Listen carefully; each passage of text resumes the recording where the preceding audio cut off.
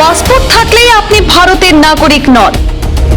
Passport শুধুই বিদেশ যাওয়ার ছাড়পত্র। আধার নয়, ভোটার কার্ড নয়, এমনকি পাসপোর্টও নয়। তাহলে একজন ভারতীয় নাগরিকের পরিচয়ের চূড়ান্ত প্রমাণ কি? কেন্দ্রের নয়া ঘোষণায় নতুন বিতর্কের সরগরম দেশ। বিদেশ মন্ত্রকের এক ঘোষণায় নতুন বিতর্কের ঝড়। পাসপোর্ট শুধুই বিদেশ ভ্রমণের একটি অনুমতিপত্র বা দলিল। এটি কোনোভাবেই একজন নাগরিকের চূড়ান্ত প্রমাণ নয়। 14তম পাসপোর্ট সেবা দিবসের অনুষ্ঠান মঞ্চ থেকে এই ঘোষণাই করল ভারতের বিদেশ মন্ত্রক। স্বভাবতই প্রশ্ন উঠছে, ভারতের নাগরিকদেরই যদি পাসপোর্ট দেওয়া হয় তবে এটি কেন নাগরিকত্বের প্রমাণ হবে না? এই জটিল বিষয়টি নিয়ে এক স্যান্ডেলে এখন সাধারণ মানুষের মধ্যে তুমুল তর্ক বিতর্ক শুরু হয়েছে। বিদেশ মন্ত্রক স্পষ্ট করে দিয়েছে যে পাসপোর্টের মূল কাজ হলো একজন ব্যক্তির আন্তর্জাতিক যাতায়াত সহজ করা। তবে আপনার পকেটে থাকা পাসপোর্টটি কিন্তু আইনিভাবে আপনার নিজস্ব সম্পত্তি নয়।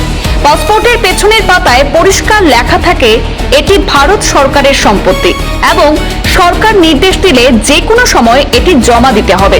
শুধু পাসপোর্টেই নয়, এবছরের শুরুর দিকে দেশের ভোটার তালিকা সংশোধনের এক শুনানিতে সুপ্রিম কোর্টও সাফ জানিয়ে দিয়েছে যে আধার কার্ড কোনোভাবেই নাগরিকত্বের প্রমাণ নয়, এটি বড়জোর একটি পরিচয় নথি। এমনকি আমরা যে ভোটার আইডি কার্ড দিয়ে ভোট দিই সেটিও মূলত একজনের পরিচয় এবং ঠিকানার প্রমাণপত্র, নাগরিকত্বের নয়। এমন বিবৃতি ঘিরে প্রশ্ন উঠছে, তাহলে নাগরিকত্বের আসল প্রমাণ কি? ভারতের নাগরিকত্ব আইন অনুযায়ী বিষয়টি সম্পূর্ণ নির্ভর করে আপনার জন্ম সালের উপর।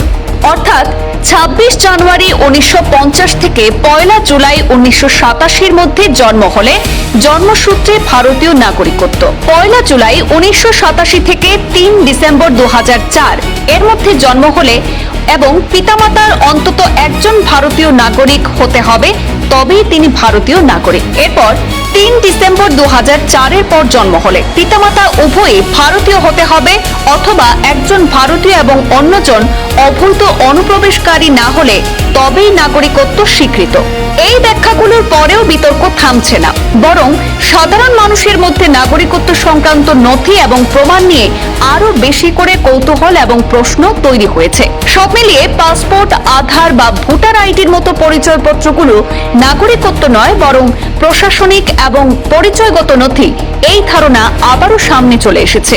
কিন্তু বাস্তব প্রশ্নটা থেকেই যাচ্ছে যে একজন নাগরিককে চিহ্নিত করার চূড়ান্ত ভিত্তি আসলে কোন নথি বা কোন প্রক্রিয়া? আইন যতটা স্পষ্টভাবে বিষয়টি ব্যাখ্যা করে, সাধারণ মানুষের কৌতূহল এবং বিভ্রান্তি ঠিক ততটাই বাড়ছে।